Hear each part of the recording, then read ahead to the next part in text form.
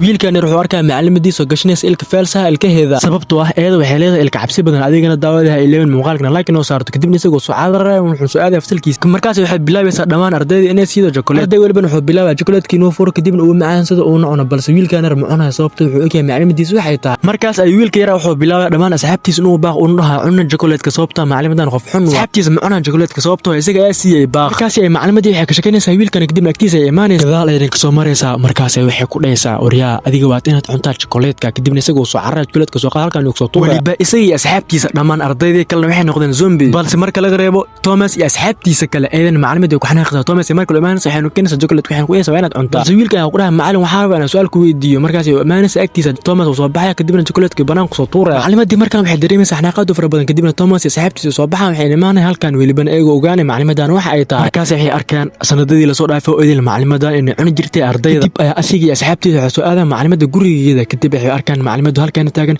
kadibna dayax xun oo fiirinaysa oo afkiis ku taagaysa kamida asxaabtiisa ayaa qeelinaya waliba isagoo ka baqaya macallimada markaas waxay bilaabeysaa eedan soo baxaan sunaada banaanka adigana daawadaha 11 muuqaalkana laakiin uu saarto markaas Thomas iyo asxaabtiisa waxay soo galaan halkan waliba albaab qarsoon kadib waxay arkaan waxyaabo cajiib ah oo aysan wiligood hore u arkin